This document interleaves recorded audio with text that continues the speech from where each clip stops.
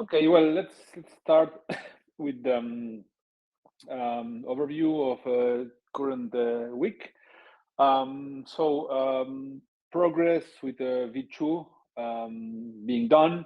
I think, yeah, JB just shared something about that in the Telegram. We are planning to do a new demo probably next week. We still need to do a rehearsal internally to see if it's I mean, good enough for showing up to you. I think it is, but yeah, let us first try ourselves so we don't make a mistake there. But yeah, it's moving forward. It's all going great, and as you know, really excited about this. Then a number of different things going on with our different products. As you know, well, I see here Arjun. We have him working as the new product manager for Linguo. Maybe you can just yourself, Arjun, do the update of Linguo. Go ahead. Hello. Hi, Federico. Give me 1 second. Let me just get my mic connected.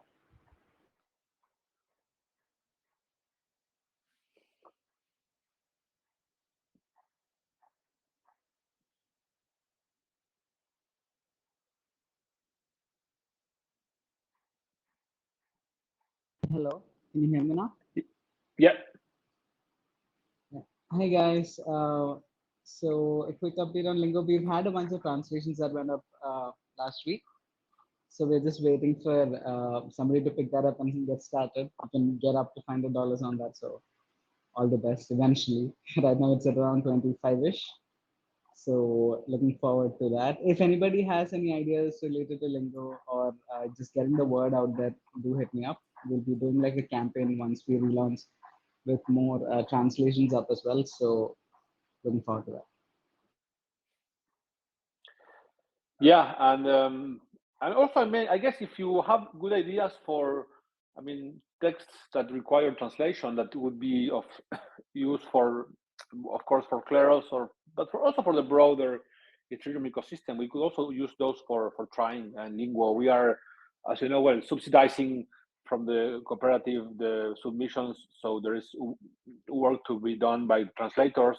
So yeah, if you have ideas, you can just reach directly to Arjun, who is leading this area. Then other news we have, well, work being done with Susi. So I see Shotaro. Maybe Shotaro, you can give the update about this. Sure. So, well, candidates for translation, Susie, and the text messages that Susie is sending. There's a need to translate this into Spanish, so can try to do that with Linguo. Yeah, there's a few community-ran Telegram groups that added Susie, and yeah, just trial and error, learning how to handle the errors better, and yeah, making a few updates with Susie. Yeah, hopefully, yeah, there's a big need to moderate. Well, you know, for example, some more uh, governance groups where discussions can get heated. So yeah, making some progress to fix some of the bugs with Susie, and still ideating. So last week was the Berlin Blockchain Week, and Green, you know, another developer at Kleros, we're working on Stake Curate. I think that's the first talk he ever gave on Stake Curate, and it's capitally efficient way to curate information in a slightly different way than the existing classic curate works. Yeah, hopefully the recording will be published soon enough. It was recorded, and we also have some ideas in the long-term future of how Stake Curate and this slightly different approach to information curation would, you know, would be a killer app for social media content curation. But yeah, nonetheless, moving forward, fixing some issues with Susie, and hope to see wider spread use in the near future. Thank you. Maybe you want to tell a bit more about the Berlin Blockchain Week. Yeah. Sure. So yeah, there were a number of talks. On Andre, who's the main developer working on the Proof of Humanity version 2, also gave a talk, sort of describing the this new cross-chain version that will be deployed on Gnosis Chain. Broadly speaking, a lot of how to say it? A lot of strong builders there. There's some talk about ZK bridges, a lot of ZK tech. Gnosis was sponsoring a lot of the events, a lot of focus on Gnosis, and even a whole day, almost like a whole day on a side stage dedicated to circles. It's a group currency model. Where they also have a similar concept of basic income. So some interesting work there. I think Clément gave a few talks at a D-Data event, and there was another another sort of hackathon. I think Clément even participated in the ETH Berlin hackathon. And he worked on prediction markets that can also incentivize liquidity. So I think one of the problems with prediction markets, as it seems, many people are interested in prediction markets. Relatively few of them have been very successful. Like there are a few prediction markets that have launched recently, but very niche focus, trying to dominate the niche and do it well. So there's a few sports betting markets, Federico Nani is working on this Prode project, and there are others. But I guess one of the problems is attracting liquidity to a zero-sum game. So when someone bets on one side of a market, someone is losing on the other side. So I think Clément was working on yield farming for liquidity in prediction markets. So prediction markets and Kleros have some overlap in ideas. So some of the ideas for Kleros are similar to Augur, and where Augur is, as far as I understand, trying to act as a sort of oracle for prediction markets. And this, if people think there's some manipulation going on with Augur, then Augur can fork. So that's sort of like a last resort in case the oracle is being manipulated. And Kleros is sort of like a subjective oracle. It can clear a prediction market. So for example, like the Omen prediction markets. And the idea is similar for V2 of Kleros, that if there ever is some sort of 51% attack, or if the community is sufficiently split on the outcome of a dispute, then this can lead into a forking procedure where people can set thresholds for whether they're willing to join a fork where one outcome is considered correct for a dispute, and they can coordinate so that dishonest actors are removed from that version of the fork. So that's one element in version 2. So like what's the main target for the short term of version 2 is V1 feature parity with modularity on the rollup, and some of these extra features that haven't existed in V1, for example, enshrining this forking mechanism. We're working on those, and those extra features will roll out, but the idea is that the contracts are being designed in a modular way, where new features and upgrades that have been planned and that are in the yellow paper can be rolled out continuously. I think I went on quite tangent there, but nonetheless, maybe interesting for everyone. I think that we covered everything with you now. I mean, do we have anything else? No. Yeah. Okay, maybe JB, you can also. I mean, of course, people want V2, but also you can comment something on Berlin. I mean, just you were there as well.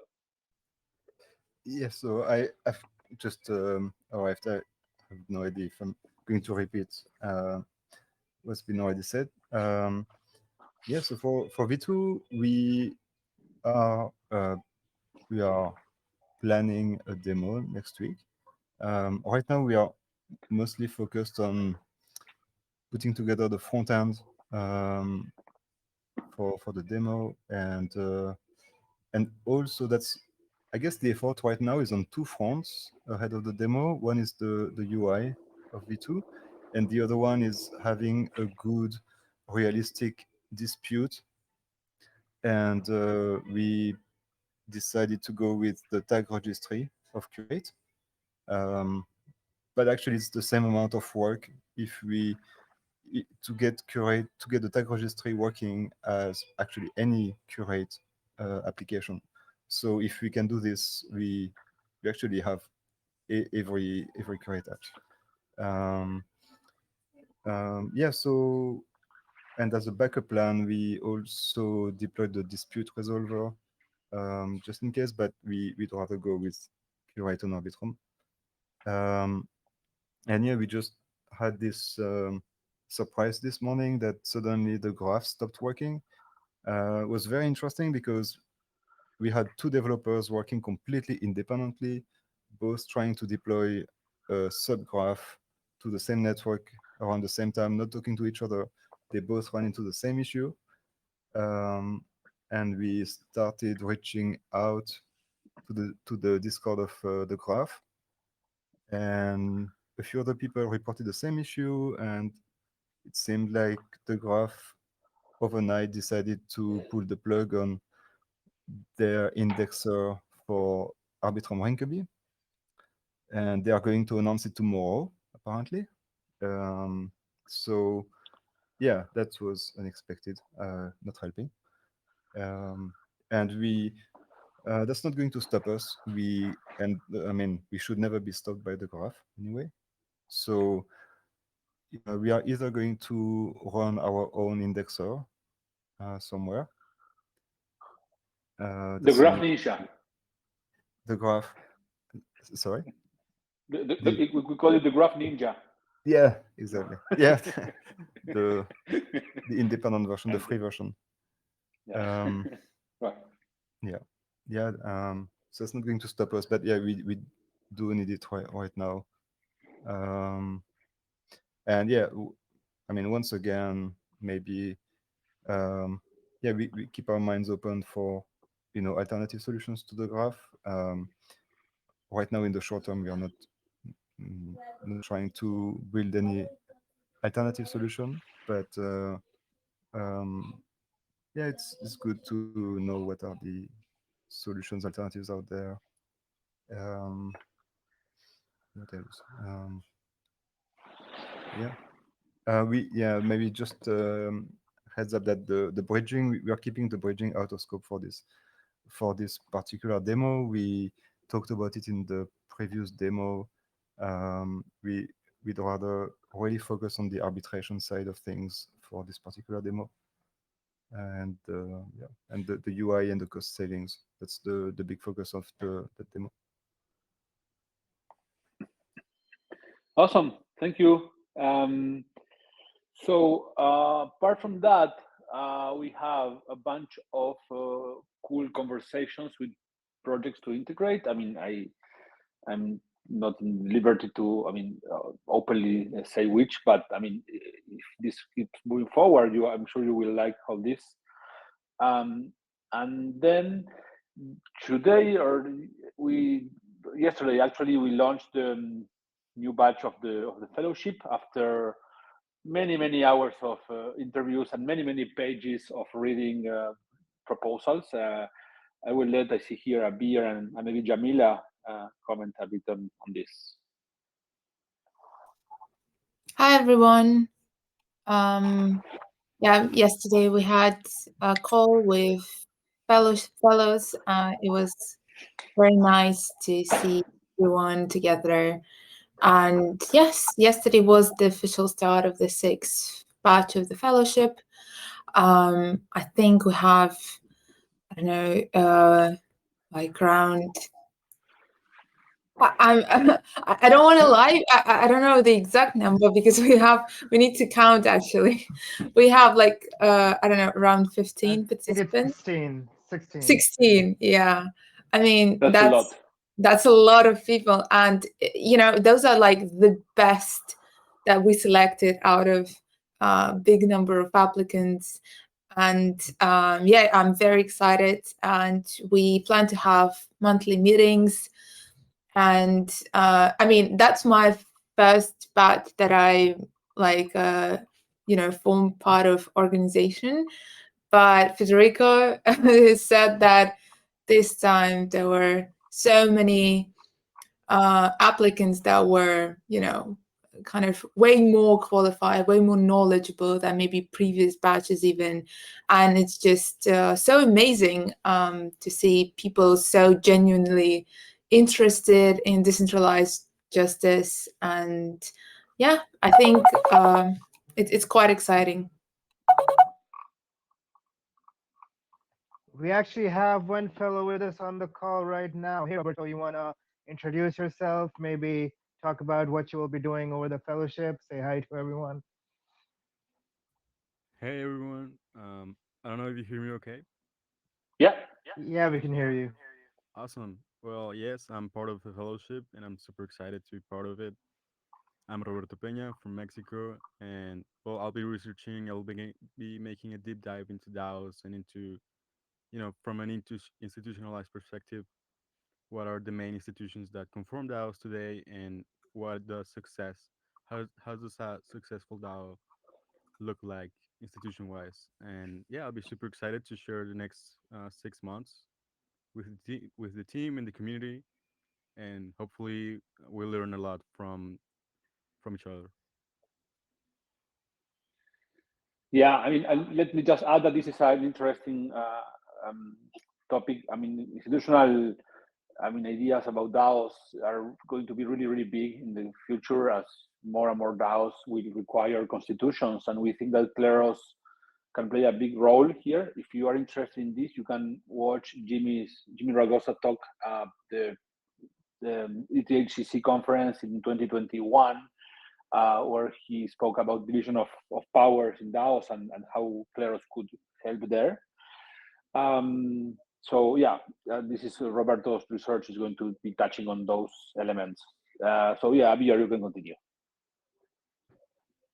Well, I don't really think I can add much on what Jamilia already told you, but you know, I think that from now on we can expect the fellowship to be a lot better integrated with the overall goals and development of the project. You know, almost, I'd like to say basically all of our fellowship output will be in some way, you know, directly implementable, or at the very least, it's going to and somehow complement whatever we have on our near-term roadmap for the project. So in one sense, you can say that, you know, the fellowship is really really paving a path that we can start building, you know, proper roads on, in a sense, without actually having the Kleros project to, you know, take the lead on in these areas. So in a way, you can say, you know, we've got our new R&D department,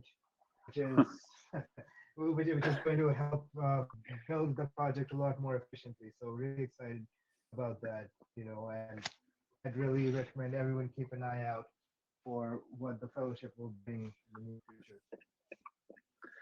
Yeah, and also the blog post is out also, it's published, so you can already see who are the fellows that were chosen. We have not yet shared this on the social media, but it's there. I mean, you can see like people, for example, you know, doing research. I'm just going to mention a bunch.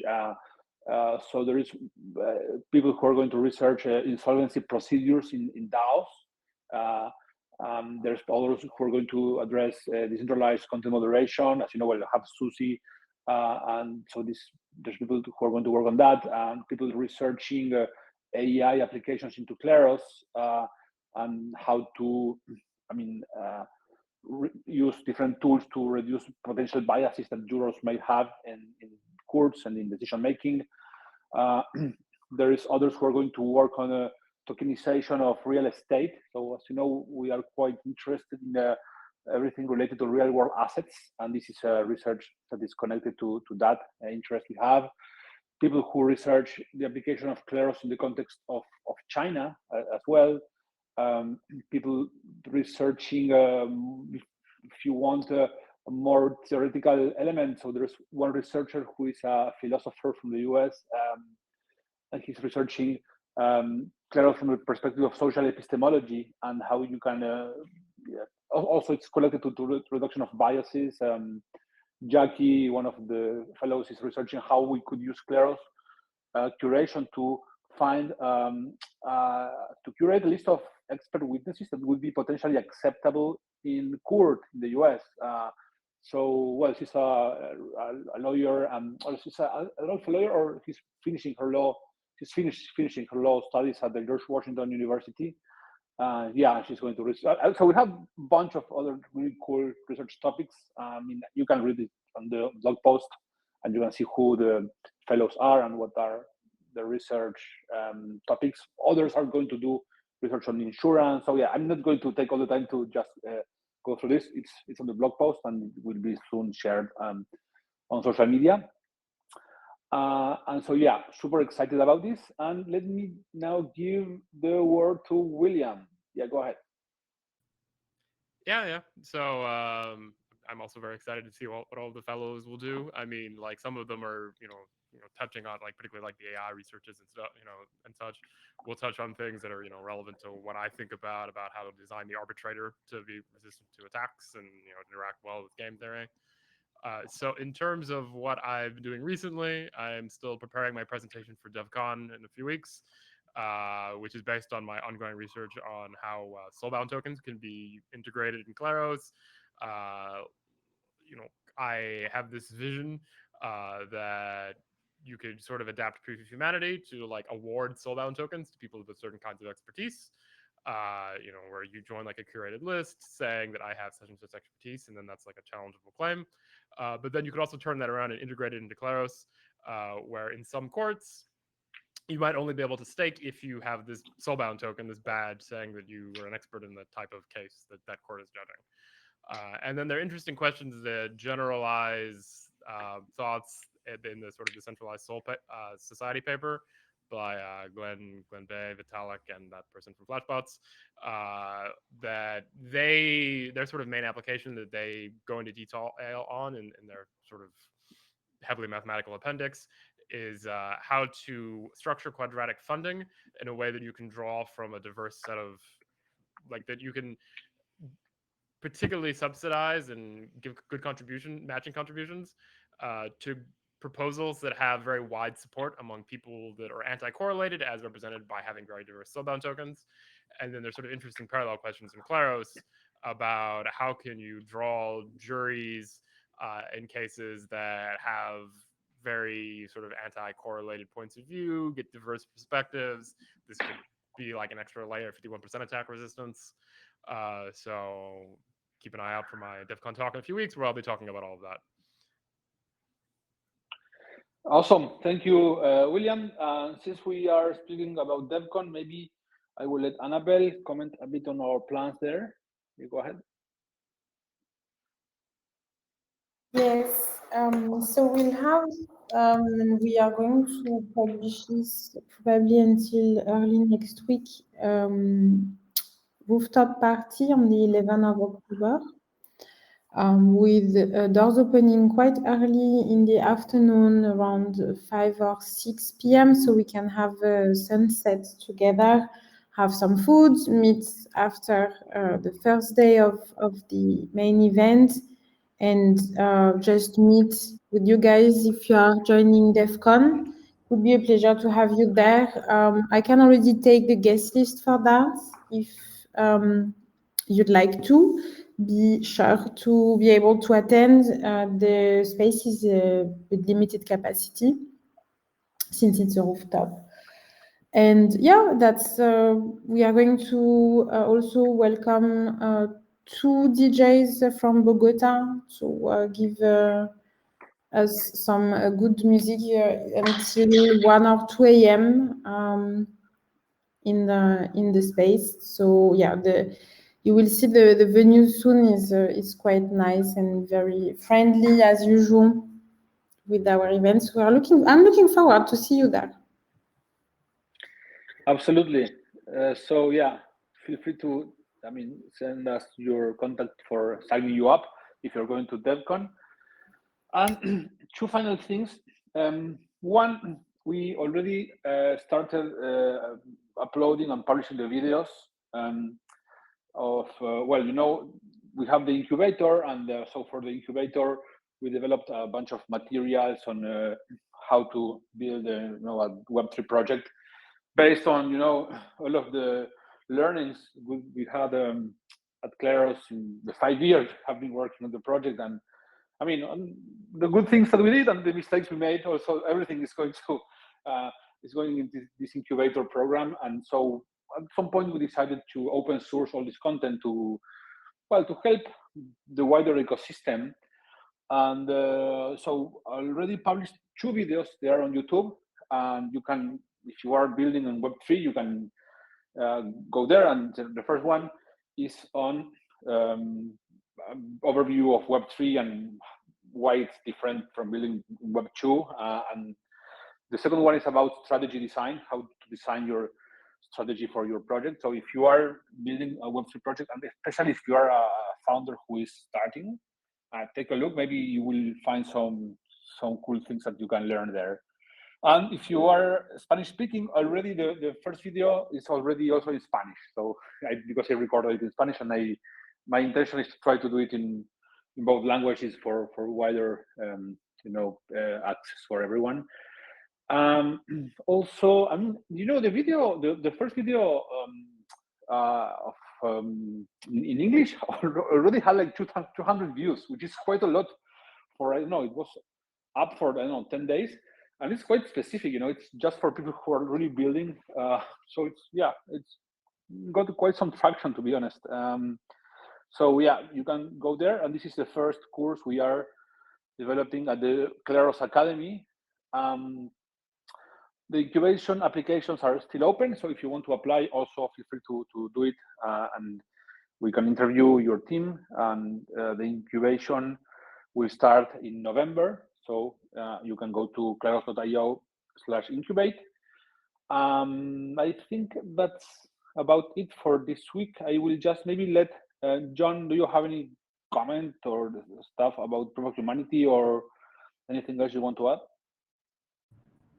Yes, no, I just would like to make a comment about that, because it's interesting that we have right now like the fellowship, the Kleros Academy with a lot of content that is also present in the incubator. So it's like everything.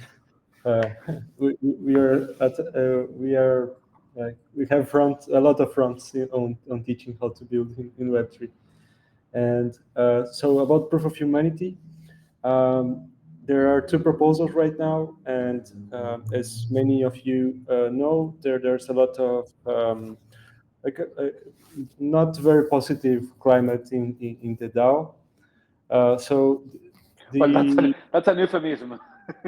Yes, not very positive. I don't want to say anything worse than that. I will agree. It's not very positive. That's right.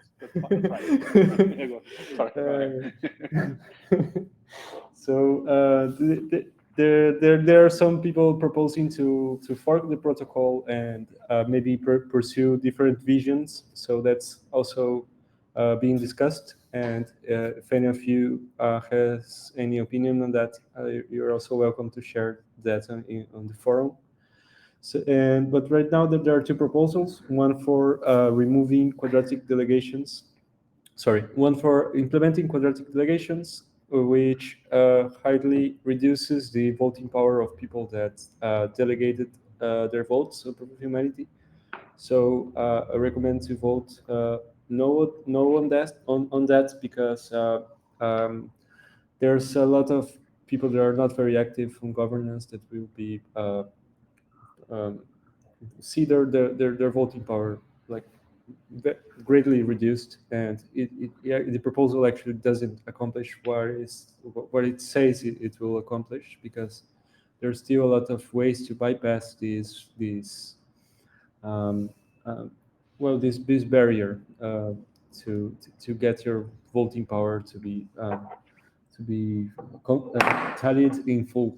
Just and there's another proposal that is very interesting, in that it is related to something that like the Jimmy Ragosa's talk on separation of powers, and how Kleros can be some kind of backstop to proposals that are passed on a DAO. So the proposal is a constitution for proof of humanity, and one of the rules is the proposal should not make the protocol should not break the protocol, basically. And there are other rules. One is implementing the mission of the protocol, which is civil resistance. So recommend you to take a look on that also, and if possible, vote yes, because that's something that we have been discussing for a couple of months already with various, like in the forum and internally, and Shotaro and Green gathered the minimal points of agreement that we had on these discussions, and created this proposal. And also, if you can also leave feedback on the proposal, and because there's space to change it for phase 3. Yeah. So lots of things to study for Roberto, I guess. Yes. I mean, we're creating a lot of material to him. I mean, yeah, exactly. I'm reading this book these days. It's called How Democracies Die. It's by two authors called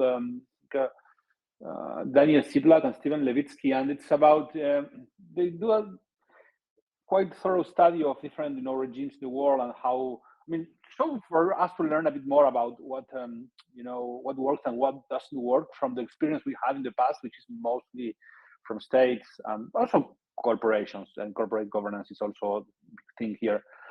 And one important thing, of course, we already know that having a good institutional design is important, but they also kind of stress that it's very important to have also a productive civic culture in your citizens, and there's some shared understanding of values and what actions are permissible and which are not, like a kind of soft law of how things, what's acceptable in the public, in politics and that. So it's not only institutional design; it's also about, what Machiavelli called, in the Discourse on Livy, a civic virtue, I think he called it. So anyway, I don't want to start babbling. I just came up I had this idea because I was reading this book. Yeah, I guess that's it for this week. A lot of things going on.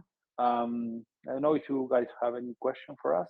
And another thing, yeah, is that I will be at Ethereum Santiago this on Friday. So if anyone is going to there, we can meet and discuss Kleros. Say hi to Andres Junge and Cristobal there. What is your talk going to be about, Jim? I'm planning to do it about Curate, but because I'm more familiar with the topic, but I will also mention a little bit how we'll mention more NFTs and proof of humanity, because that's where it's closer to me right now. Awesome. So if you're in Ethereum Santiago, go and contact Jean. He's going to be there. Yeah, and I guess that's it. Sorry, maybe I have one last comment. I don't want to hold everyone's attention too long. So Green and I did author this this proposal for a constitution for proof of humanity, and I am convinced that proof of humanity needs a constitution. Whether or not this is the right form, that's up for debate. But whatever happens with the protocol, if there's a fork or not, I'm relatively convinced that there needs to be some strong aligning principles to guide governance and some adjustments to the governance. But and this also does remind me of a topic I don't think we've discussed internally much either, but maybe Kleros needs a constitution in the sense that in the case of a 51% attack, there is a forking mechanism. But when you have a 51% attack with tokens, they can also influence governance. And there are some governance parameters of the Kleros court, which essentially, up until now, William makes a post in the Kleros governance forum, and there's a calculator that with some rough models about how parameters are calculated. But this is also a vector for attack. It's not only that someone is voting dishonestly in the court, but someone changes some governance parameters that maybe make the court infunctional, and then we can't use the forking mechanism properly. So maybe I just want to plant the seed of the idea that Kleros might need a constitution to protect the court from malicious governance upgrades. But the point is that if someone disputes a Kleros improvement proposal, that this will create a dispute in the Kleros court, and then the forking mechanism can take over so that projects can, well, this is just another food for thought. Yeah. I mean, but this is a really, I mean, traditional, discussion, in like, political philosophy. If you have like, you may have, some majority, voting something against a minority, and then there's a Supreme Court that should, prevent that. But then what happens is the Supreme Court itself gets attacked. I mean, so I mean, what is the end? What is the end? Uh, the end game? Where does this end? In a civil war, or in what exactly? I mean, It ends in subjectivocracy. Well, so I met Edmund Edgar, the guy behind reality.eth, and ultimately you fork and the market will tell you which version was the honest fork, or the honest version, or the most robust in some sense. Yeah, I don't necessarily disagree. I mean, currently, like the governance attacks on governance and attacks on the court have sort of the same security model, like 51% attack resistance, and if you have control, half of the voting power in either the court or the governance, then you can cause problems. And the current solution to that is that there'd be some kind of like community organized fork, where people just like deploy a new version of the contract. They like sort of manually see who the attacker seems to, what dresses they seem to have. They try to cut them out as best as possible, and then you move on, with this sort of new Kleros 2, or like this, Kleros Prime or whatever. But in V2, for voting, there's this extra sort of coordination mechanism in the forking vote in the forking court that we detail in the yellow paper. And you don't necessarily have, like, if somebody attacks the governance mechanism, you might be able to, as Shitaro said, sort of prevent the community from having access to this tool. So I mean, you can still do the community organized fork like you can do now, but like we're building the forking mechanism because we think this is a valuable tool, and creating some kind of constitution where like certain governance proposals result in a Kleros dispute over the constitutionality of that proposal, so that you can then go back to the forking court if necessary, is reasonable. Yeah, and I guess before it gets to forking, if there is a constitution in place, and there was, let's say, malicious or a broken proposal that was going to vote, and that would, if that proposal is against the constitution, even if the votes are to approve it, if anything goes through the governor for the protocol, I guess it gives the a support for the jury, for the jurors to challenge, to approve a challenge of whatever goes through the governor, if the proposal is against the constitution. Yeah, I think it roughly gives some tools for the community to coordinate the fork and to collectively look at the proposal and see whether or not it does comply with the Constitution or not, and then helps with the coordination of this effort that, right now we just assume it will be a completely community-owned effort. Yeah. I mean, in the end, you always have the fork, right? Possibility. So that's a secession. So, I mean, I think that the important thing is see if Kleros can provide a legitimate, way to resolve something that is going to be very, very, controversial. I mean, that's when a Supreme Court, makes a decision on something like very high stakes, it's going to be controversial. It is controversial and traditional politics. So, I think it's in the end kind of one previous step before a fork, because a fork is very costly in lots of ways, right? Splitting the community. Of course, it's less costly than doing this in the physical, state where you have to move to some other place. But if this can diffuse, let's call it constitutional crisis in a DAO, that's definitely something that I find it will be useful. How to do it? Well, we have some ideas, but it's really early stage for this. And I think that Jimmy's talk in 2021 at the HEC gives some ideas of how this could work, but we don't really have experience about this. We are definitely learning a lot from Proof of Humanity now. All that we learn here goes into our products, as you know. So those are my thoughts about this.